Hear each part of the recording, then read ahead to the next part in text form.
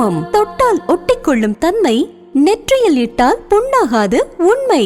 பல வண்ண கலர்களின் பெருமை, இதுதான் ராஜாத்தி குங்குமத்தின் மகிமை. ராஜாத்தி குங்குமம் வைத்தால் அதிர்ஷ்டம் உங்களை தேடி வரும். 30 ஆண்டுகளாக மக்களின் நன்மதிப்பையும் பாராட்டுகளையும் பெற்றது. பெண்களின் அழகுக்கு அழகு சேர்ப்பது ராஜாத்தி குங்குமம். தமிழகமெங்கும் அனைத்து கடைகளிலும் கிடைக்கும். For trading enquiry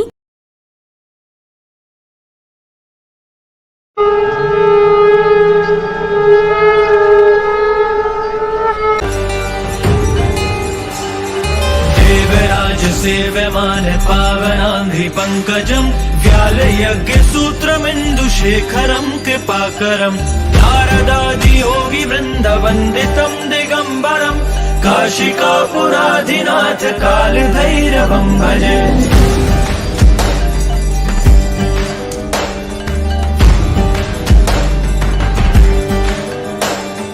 भानुकोटि भास्वरं भवाब्धितारकं परं नीलकण्ठमिप्सितार्थदायकं त्रिलोचनं कालकालमम्बुजाशमक्षशूलमक्षरं काशिकापुराधिनाथ कालभैरवं भजे।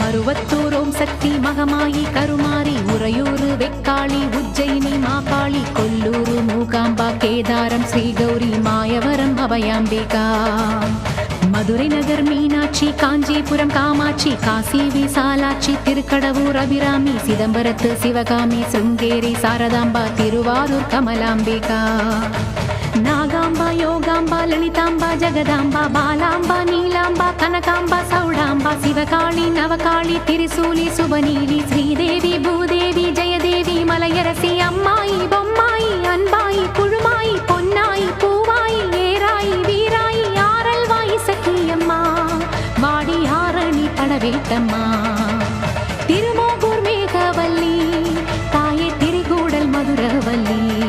ராஜாத்தி குங்குமம் தொட்டால் ஒட்டிக்கொள்ளும் தன்மை, நெற்றியில் இட்டால் புண்ணாகாது உண்மை.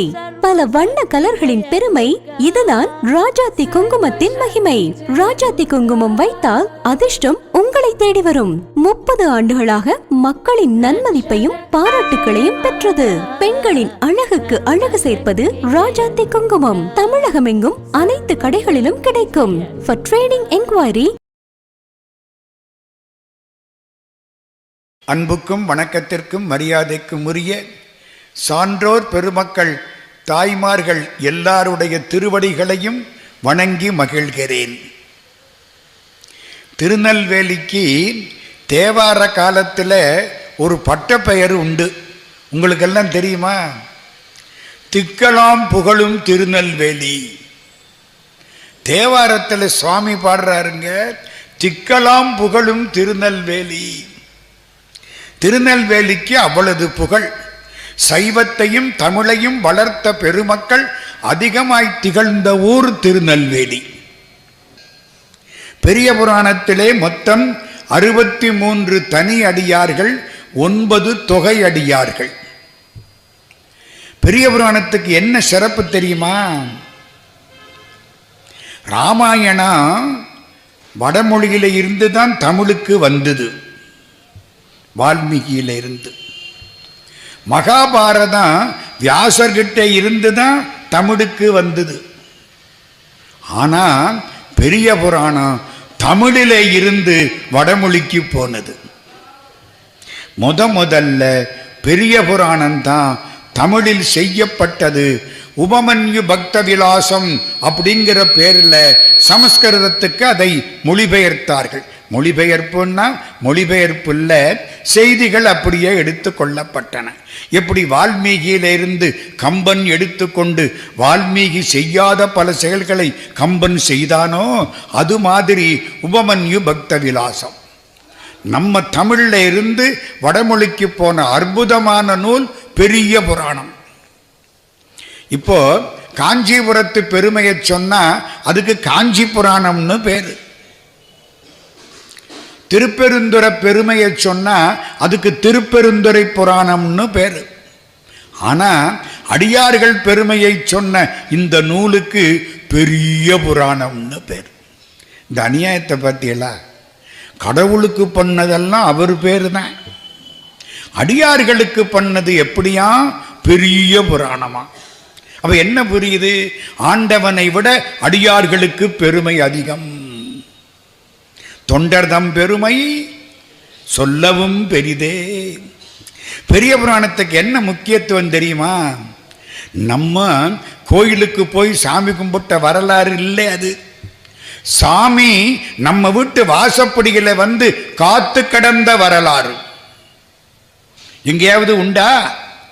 கடவுள் நம்ம வீட்டு வாசப்படிக்கு வருவாரா? வந்து நிற்கிறார். தலையில வெறு கட்டை தூக்கிக்கிட்டு வந்து நிற்பார். மதுரையிலே சொக்கலிங்க பெருமான் விறகு விற்ற திருவிளையாடல். அது மாதிரி சிவபெருமான் பெரிய புராணத்திலே அடியார் விட்டு வாசப்படிகளை வந்து நிற்பார். எனக்கு சோறு போடு. இளையான்குடி மாரநாயனார் விட்டு வாசப்படிகளை வந்து நின்று எனக்கு சோறு போடுன்னு கேட்கிறார். சிறுத்தொண்டர் விட்டு வாசப்படிகளை வந்து நின்று எனக்கு சாப்பாடு போடுன்னு கேட்கிறார். நம்ம வீட்டு வாசலுக்கு இறைவன் வந்த செய்திதான் பெரிய புராணம். கேளுங்கள் கொடுக்கப்படும், நமக்கு நல்லா தெரியுமில்ல. தட்டுங்கள் திறக்கப்படும், அப்படித்தானே எல்லாரும் சொல்றாங்க. அப்படின்னா என்ன அர்த்தம்? கோயில் கதவை தட்டுங்கள் திறக்கப்படும். பெரிய புராணம் என்ன தெரியுமா சொல்லுது? நீ கோயிலுக்கு போறது அப்புறம் இருக்கட்டும், உங்க வீட்டு வாசக்கதவை சிவபெருமான் தட்டுறாரு, இங்கே திறந்து வை. சிவபெருமான் எங்கே இருக்காரு? நம்ம வீட்டு வாசப்படியில் நிற்கிறாரு. திருவம்பாவை சொல்லும், இங்கு நம் இல்லங்கள் தோறும் எழுந்தருளி செங்கமல பொற்பாதம் தந்தருளும் சேவகனை அங்கண் அரசை அடியோம்கட் காரமுதை நங்கள் பெருமானை பாடி நலந்திகள பங்கைய பூம்புனல் பாய்ந்து ஆடேலோர் எம்பாவாய். இங்கு நம் இல்லங்கள் தோறும் ஒவ்வொரு வீட்டு வாசப்படியிலையும் சிவபெருமான் காத்து கிடக்கிறார். கதவை திற. உன் மனசுக்கு பக்கத்தில் காத்து கிடக்கிறார். மனக்கதவை திற. அதுதான் பெரிய புராணம். கடவுள் நம்ம வீட்டு வாசப்படிகளை வந்து மிக பெருமை வாய்ந்த கடவுள், அருமையான கடவுள் எளிமையா வந்து நம்ம வீட்டு வாசப்படிகளை நிற்கிறார். ஐயா, என் பொண்டாட்டிக்கும் எனக்கும் சண்டை. கடவுள் தூது போவார். வேற எங்கேயாவது உண்டாயா? இத்தனை மதம் படிச்சிருக்கமே, எந்த மதத்திலையாவது கடவுள் தூது போவாரா? சுந்தரமூர்த்தி சுவாமிக்கும் பரவநாச்சியாருக்கும் ஒரு ஊடல்னா சிவபெருமான் திருவாரூர்ல ராத்திரி 2 முறை அந்த ஊடலை தீர்க்க போயிட்டு வராரு. எனக்கு பணம் வேணும்னு சுந்தரர் கேட்டாராம். சிவபெருமான் பேசாம இருந்தாராம். திருப்புகலூர்னு ஒரு ஊரு. திருப்புகலூருக்கு போன சுந்தரர், கடவுளே, என் வீட்டுக்காரி பரவநாச்சியார் கொஞ்சம் வீட்டு செலவுக்கு பணம் கேட்கிறா சொல்லிட்டார். கவலையே இல்லை, நீ அவர் பார்த்துக்குவாரு. யாரு பார்த்துக்குவா? இவர் கல்யாணம் பண்ணிக்க அவர் பார்த்துக்குவார், சிவபெருமான் பார்த்துக்குவார். வந்தாரு. திருப்புகலூர்ல கோயிலை சுற்றி பிரகாரம் வந்தாரு. கோயில் பிரகாரத்திற்கு வர்ற பொழுது கொஞ்சம் அசதியா இருந்தது. கொஞ்சம் தூங்கலாமா? தூங்குவோம். எங்க தூங்கலாம்? இங்கேயே தூங்கலாம். கோயிலுக்கு உள்ள பிரகாரத்தில் திரும்பி பார்க்கிறாரு. கழுத்து வலிக்கும். என்னமோ அது தலையணை கிடைக்குமா? ஒரு 50 செங்கல் அடுக்கி வச்சிருந்தாங்க கோயில் திருப்பணிக்கு. ஒரு 20 செங்கலை எடுத்தாரு. மேலே கீழே நல்ல ஒரு படுக்கை மாதிரி போட்டாரு. துண்டை எடுத்து அது மேலே போட்டாரு. தலையை வச்சாரு. சிவா திருச்சிற்றம்பலம் அருமையா தூங்கிட்டார். தூக்கம் வரலன்னா கடவுள் திருவடியில் தலையை வச்சு படுத்திருக்கிறேன் அப்படின்னு நினையுங்கள், தூக்கம் வரும். அப்படியே தூங்கிட்டாருங்க. காலம் வர முழிச்சு பார்த்தாரா, அந்த துண்டை எடுத்தாரா, அத்தனை செங்க கட்டியும் தங்க கட்டியா மாறி போச்சு. இது ஒன்றும் பொய் இல்லைங்க, இதுக்கெல்லாம் கல்வெட்டு இருக்கு, இன்ஸ்கிரிப்ஷன்ஸ்.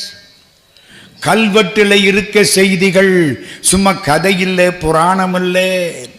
நீங்களும் நானும் உயிரோட இருக்கிறது எவ்வளவு உண்மையோ இந்த நிகழ்ச்சிகள் அவ்வளவு உண்மை. அதுதான் பெரிய புராணம். பெரிய புராணத்தில் யாருக்கு மதிப்பு? இவருக்குத்தான் மதிப்பு. இந்த நடராஜாவை பற்றி உங்களுக்கு ஒன்று தெரியுமா? டாக்டர் மு வரதராஜனார்.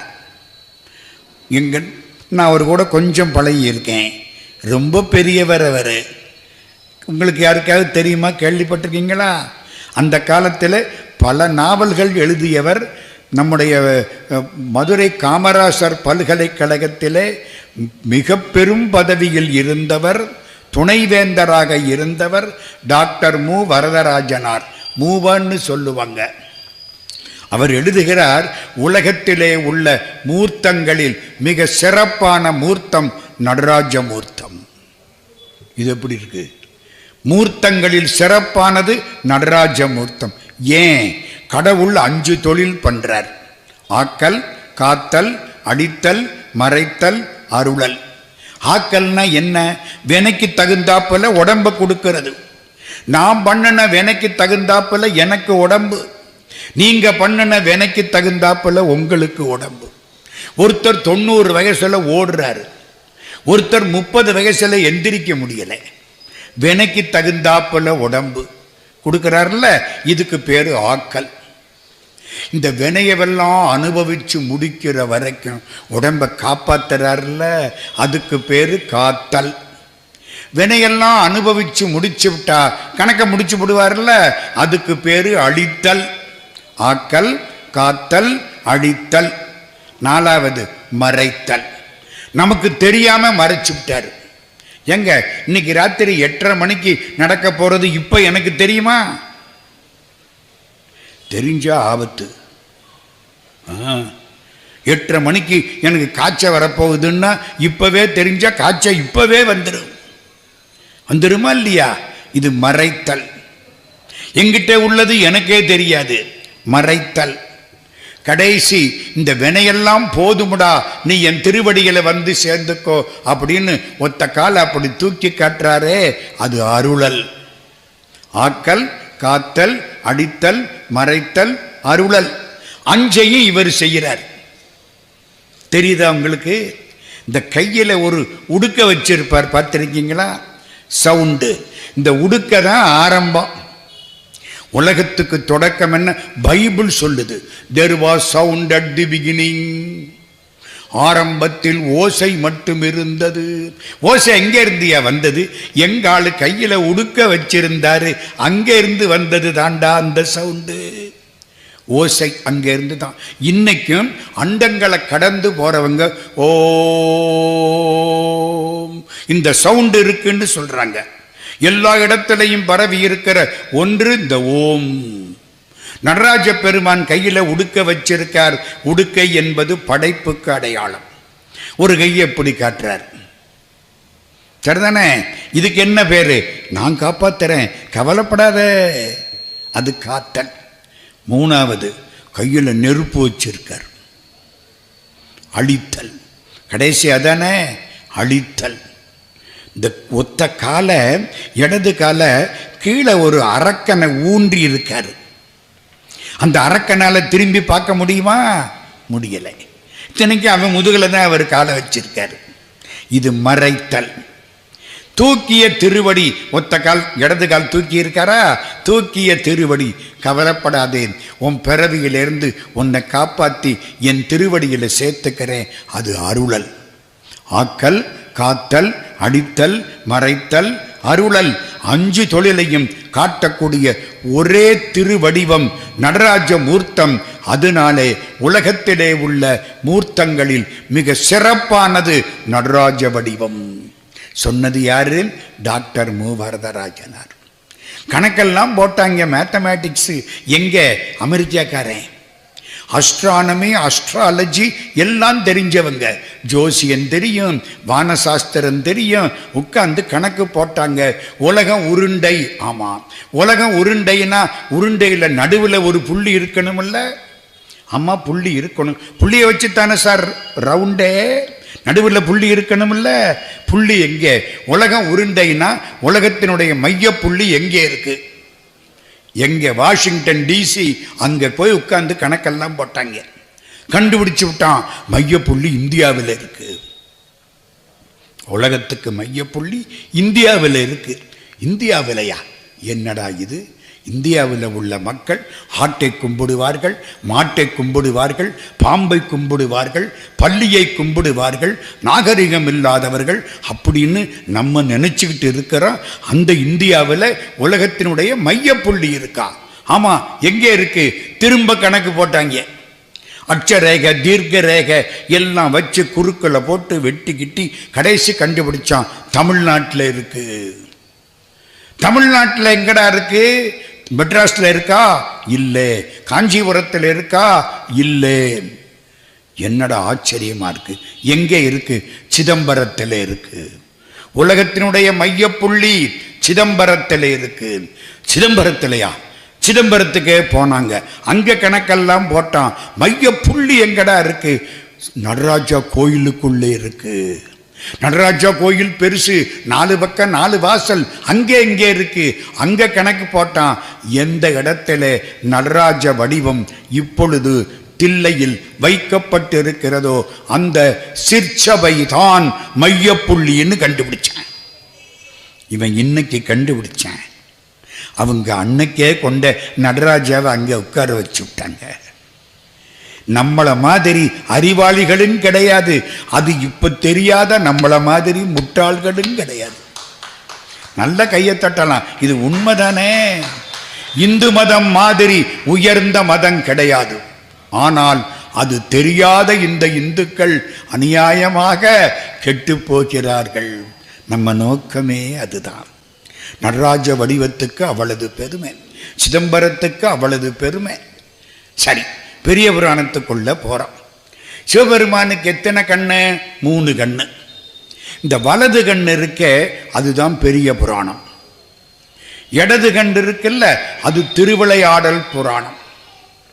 வலது கண்ணு சூரியன், இடது கண்ணு சந்திரன்.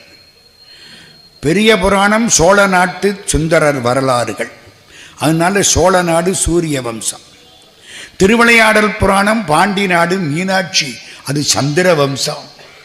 இந்த கண்ணு சூரியன், இந்த கண்ணு சந்திரன். வலது கண்ணு பெரிய புராணம், இடது கண்ணு திருவிளையாடல் புராணம், நெத்தி கண்ணு கந்த புராணம். இந்த 3 புராணங்களில் சிறப்பானவை. அதில் மிகச் சிறப்பான புராணம் பெரிய புராணம். நம்ம ஊர் ஒரு ஐயங்கார் இந்த பக்கம் வந்தார். நம்மாழ்வாரை கும்பிட்டு விட்டு வந்தார். ஒரு சைவர் திருநெல்வேலியில் காந்திமதி நெல்லையப்பரை கும்பிட்டு விட்டு வந்தார். 2 பேரும் சந்திக்கிறாங்க. அவர் விபூதி, இவர் நாமம். 2 பேரும் சந்திக்கிறாங்க. இந்த சைவர் இருக்காரு பாருங்க, சைவர் வைஷ்ணவரை பார்த்தார். ஐயா, நீங்க ரொம்ப கொடுத்து வச்சவங்க. ஒருத்தர் பாராட்டுறாங்க. பாராட்டுறதுக்கு தாங்க வாழ்க்கை, குறை சொல்றதுக்கு இல்லைங்க. குறை யார்கிட்ட இல்லை? சீதையே சொல்றா, குறை யார்கிட்ட எப்பா இல்லை அப்படின்னு ஆஞ்சநேயங்கிட்ட. குறை நம்மள்கிட்ட இருக்கா இல்லையா? ராஜாத்தி குங்குமம் தொட்டால் ஒட்டிக்கொள்ளும் தன்மை, நெற்றியில் இட்டால் புண்ணாகாது உண்மை. பல வண்ண கலர்களின் பெருமை, இதுதான் ராஜாத்தி குங்குமத்தின் மகிமை. ராஜாத்தி குங்குமம் வைத்தால் அதிர்ஷ்டம் உங்களை தேடி வரும். 30 ஆண்டுகளாக மக்களின் நன்மதிப்பையும் பாராட்டுகளையும் பெற்றது. பெண்களின் அழகுக்கு அழகு சேர்ப்பது ராஜாத்தி குங்குமம். தமிழகமெங்கும் அனைத்து கடைகளிலும் கிடைக்கும். For trading enquiry